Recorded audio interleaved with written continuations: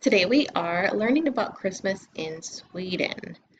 Sweden is in Europe, so if you're taking a look at your map, it's way up here in this little panhandle area, and it's in the Scandinavian area of Europe. Sweden has a lot of boats you can see and inlands that you go to.